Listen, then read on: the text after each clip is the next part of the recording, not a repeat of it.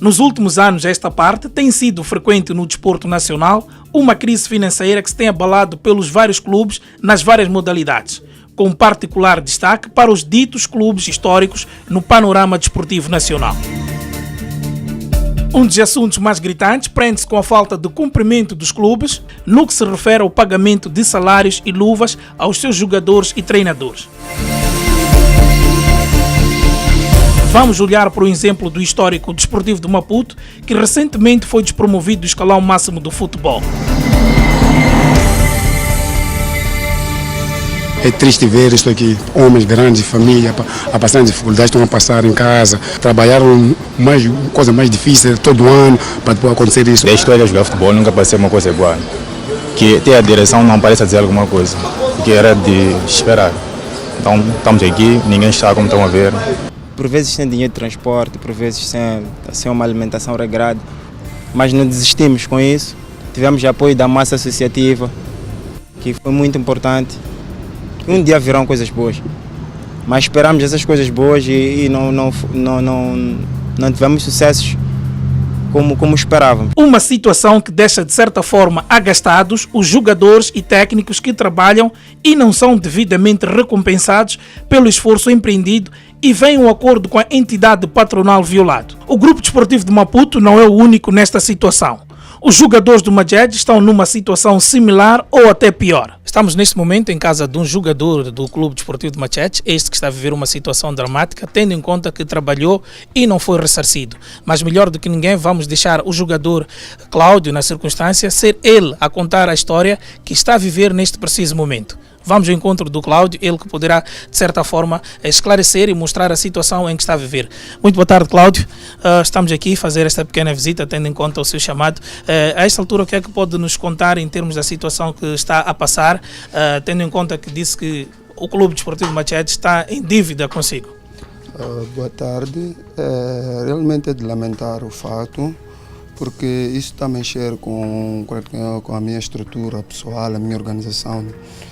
Como pai, como responsável, porque eu devia ter me mudado, mas por causa dessas dificuldades de valores que me faltam, a minha organização acabou ficando barracada. Neste momento sou obrigado a estar aqui onde eu estou. Cláudio, podíamos de certa forma ver neste momento, tendo em conta que não está a receber, esteve aqui a reclamar, dizer mais ou menos como é que está a ser a sua vida. Podemos invadir um bocado aqui a sua privacidade para mostrar este momento dramático que Cláudio vive? É assim, eu não tenho nada a esconder, fica à vontade, pode mostrar, porque a minha realidade não é esta. Fui encontrado em contrapé nesta situação, hoje não estou a jogar, por iniciativa própria, estou traumatizado com o que vivi, já não perdi a credibilidade com clubes, então optei por estar por fora do futebol neste caso. E a minha realidade é esta, muita coisa mudou em mim, muita coisa mudou, como podem ver. Eu tenho aqui algumas coisas, porque tive que trazer de uma outra casa para aqui, para me encontrar perto do clube, uma vez que o clube ficou muito tempo sem pagar, as condições de transporte, a carinha não chegava para onde vou, e eu vivo em Maracuã, tenho uma casa em Maracuã, tive que vir para aqui por uma questão de estar perto, estar próximo, de poder me locomover para o clube. Hoje é de lamentar, porque a vida que eu tenho dado à minha família, à minha filha especialmente, não é esta. Ela hoje, às vezes, um e outro dia, ela vai à escola sem lanche, porque eu, pai, não posso lidar, não estou a trabalhar, estou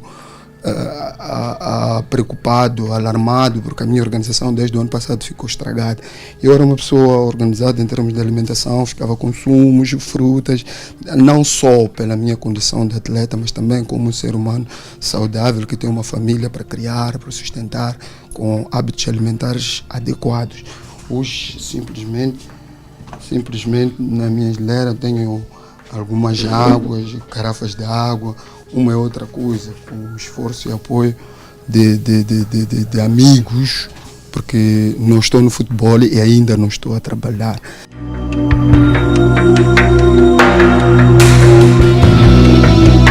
A nossa reportagem ouviu a psicóloga Kat, que deixou alguns subsídios no que concerne aos níveis motivacionais dos jogadores de futebol quando não são remunerados. Então essa motivação claramente tem vários elementos que contribuem para que ela exista. Tem os elementos mais internos do indivíduo, que pode ter a ver com desde o seu gosto pela modalidade, desde o que é que lhe fez procurar aquela modalidade, mas também tem claramente os elementos mais externos, tem a ver com essa motivação financeira, esse prestígio que a modalidade vai lhe dar.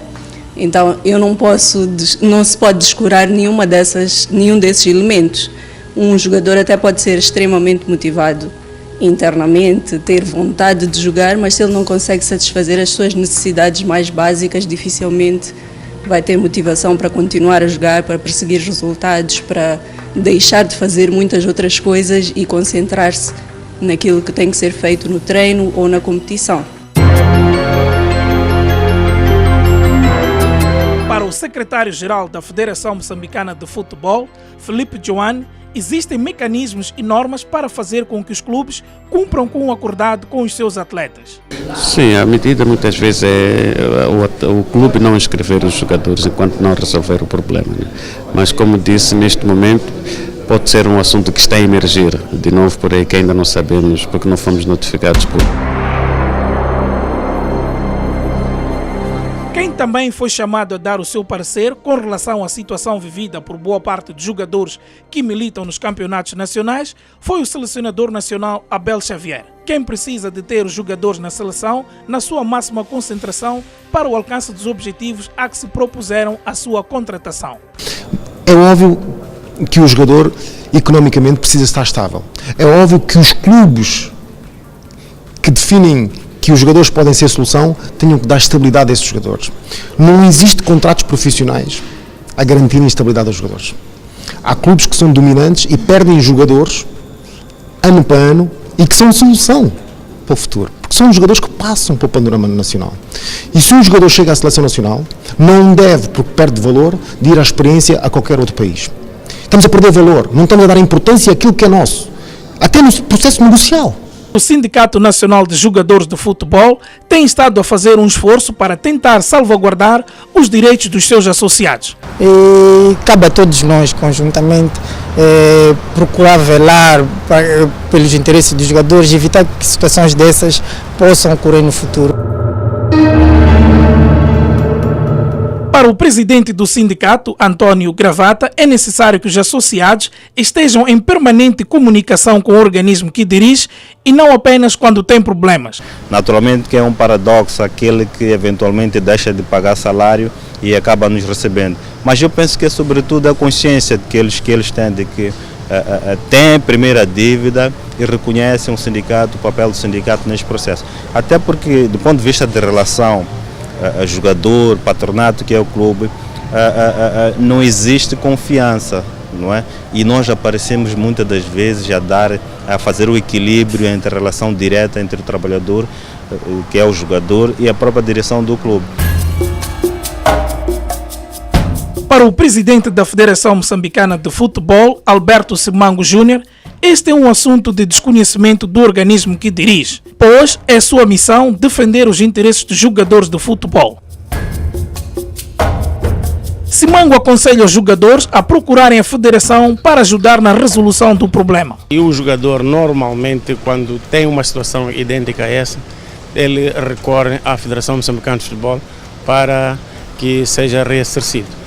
E dos casos nós tivemos conhecimento, tivemos que intervir e ficaram sanados. Portanto, se há muitos casos ainda não chegaram ao nosso conhecimento e a ter que haver, então que venham e nós vamos ter que intervir naturalmente para poder ressarcir a pessoa prejudicada. O Sindicato Nacional de Jogadores diz que vai continuar a luta de forma incessante para que os interesses dos jogadores sejam acautelados, tendo já iniciado um trabalho de sensibilização na zona norte do país para que os jogadores contribuam para a fortificação de quem pretende defender os seus interesses. A pergunta que fica no ar é: a quem deve ser atribuída a responsabilidade pelo incumprimento das obrigações que os clubes têm para com os jogadores e treinadores que, depois de darem o seu contributo, não são ressarcidos?